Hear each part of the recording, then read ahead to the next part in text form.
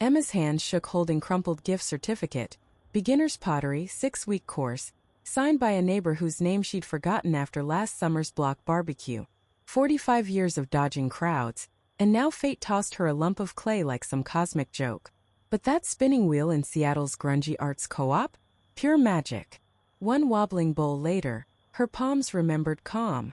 By exhibition night, her lopsided vase stood center stage, glazed in reckless turquoise. Who knew? Second, Emma's fingers hovered over clay wheel like a hummingbird unsure where to land. 45 years of second-guessing had left her palms slick with hesitation. That crumpled gift certificate mocked her from counter. Its bold Beginner's Pottery text a dare. Seattle's drizzle tapped studio window, a rhythm as uneven as her breath. She'd always feared being lump in life's otherwise smooth glaze. Awkward community BBQs, fumbling small talk like a dropped casserole dish. But here, clay didn't judge shaky hands. It demanded surrender, not perfection. First attempt collapsed inward, a soggy taco of ambition. Emma snorted. Maybe failure was just practice wearing a disguise. Weeks passed. Muscle memory replaced panic. Her thumbs learned to coax curves from chaos. That old wheel, scuffed from decades of hopeful hands, became a silent confidant. It reminded her of childhood summers shaping mud pies behind Grandma's porch, back when joy didn't require permission slips. Then came exhibition notice pin beside Pike Place Market's fish-tossing schedule. Local artisans showcase. Her stomach lurched like a ferry in choppy water. But glazed bowls now lined her shelves, each a tiny victory lap. So she signed up. Day of, her pieces sat among others under warm gallery lights. Their imperfections turned into texture, flaws into fingerprints. A woman paused, tracing a bowl's rippled edge. "Feels alive," she murmured. Emma's chest tightened. Not with fear but recognition. Maybe she wasn't a misfit. Maybe she was just handmade. Rain pattered outside as she walked home, grinning puddles. Turns out courage could be spun. Emma's fingers traced gift certificate's creases, edges softened by months tucked in her wallet. 45 years of avoiding crowds, yet here she stood outside mud and magic. A pottery studio smelling of damp earth and possibility. Inside, wheels hummed like drowsy bees. A woman in a clay-splattered apron waved her over, Marisol, whose laugh lines deepened as she nudged creator toward a wobbling stool. First rule, she said, plopping a lump of gray sludge into her palms, messing up's mandatory. Centering clay felt like wrestling a drunk octopus.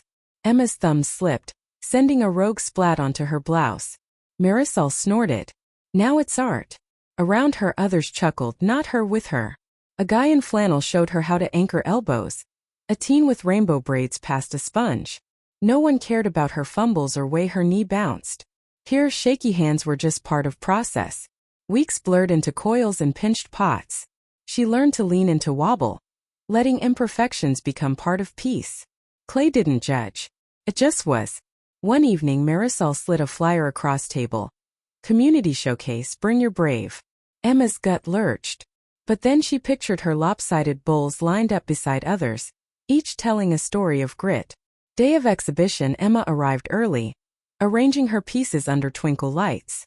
A crowd trickled in, neighbors from monthly barbecue, strangers drawn by scent of fresh coffee. No one gasped her uneven glaze or thumbprint she'd forgotten to smooth. Instead, a woman in a sunflower dress tapped a mug's handle. "Feels like holding a sunrise," she murmured. Emma's chest warmed. Later, as drizzle kissed Seattle's streets, she carried her empty display box home. Not a single piece had sold, but it didn't matter. For once, she hadn't been woman who hid by snack table. She'd been one covered in clay, laughing as Marisol toasted her with a wonky world's okayest Potter mug. Will had taught her this. Life, like centering, wasn't about staying perfectly still. It was about finding balance in spin. She stared down that clay wheel like it owed her money. 45 years of avoiding center stage.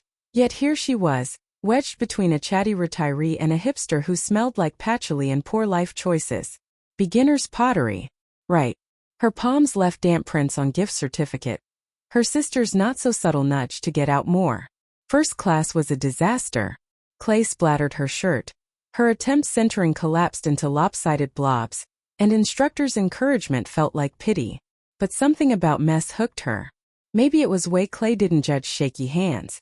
Maybe it was sheer stubbornness of a woman who'd spent decades folding into herself, now refusing to let a hunk of dirt win. She signed up for another session. And another. Mornings once lost to scrolling became hours wheel, fingers learning patience as they coaxed curves from chaos.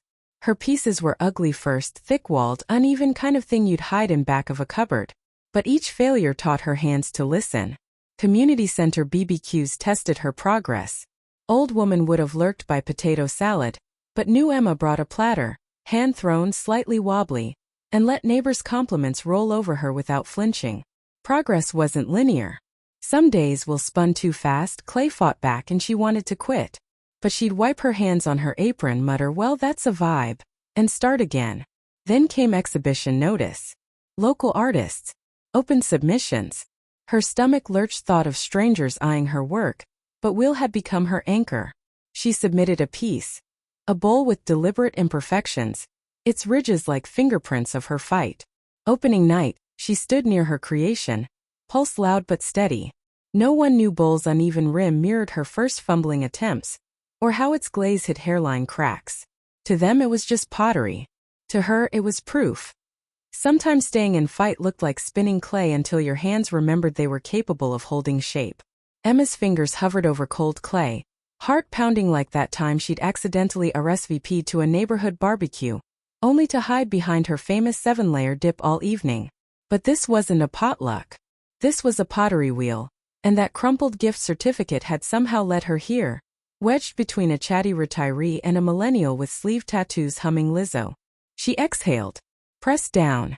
Clay spun wild, rebellion against her trembling grip. A tiny goof, her thumb slipped, leaving a lopsided dent. Laughter bubbled up instead of panic. So what if it's imperfect? 45 years of fearing judgment, and here she was, elbows deep in mess, grinning like she'd discovered a cheat code for courage. Across room, Marjorie, silver bob skeptic who'd side-eyed Emma's first wobbly bowl, paused mid-scoff. Because now Emma wasn't just centering clay. She was slamming her whole palm into mound, twisting it into something reckless. A vase? An abstract tribute to chaos? Who cared? It was hers. Flashbulbs erupted. Some teen in back had filmed whole thing. Hands flying, clay flinging, Emma's surprised cackle as Will spun faster. By midnight, clip had legs. Local woman defeats social anxiety with one gutsy spin. Comments poured in. That's my studio. Mom? Even Marjorie left a fire emoji. Weeks later, community exhibition. Emma's lopsided masterpiece sat center shelf, tagged unplanned joy.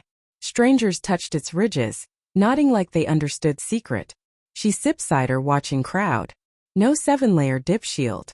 No exit strategy. Just her, this room, these people. Clay had cracked something open in her. Not just a hobby, a lifeline. I finally belong here. And when Marjorie sidled up, nudging her with a hip, muttering all right, show off, Emma just winked. Because some victories tasted sweeter than barbecue. Emma's hand shook holding that crumpled gift certificate, beginner's pottery, like it might dissolve if she gripped too hard. 45 years of nodding in meetings, blending into grocery lines, and swallowing words before they left her throat had left her knuckles white. But Clay didn't judge shaky hands. A Will only asked for pressure, not perfection. First class, her mug looked like a melted boot. Yet something cracked open when wet earth spun beneath her palms. Not just clay but armor she'd worn since high school. Week after week, lopsided bowls piled up, each one whispering, "You're allowed to take up space." Then came exhibition flyer. Bold letters screaming community showcase. Her stomach lurched. But her fingers, now steady, taped it to studio wall. Months later, Emma stood beside her glazed vase. Tremble bloom. As strangers traced its grooves. A teen with chipped nail polish muttered, "How'd you make it look so brave?" Emma laughed. "Same way you do anything scary.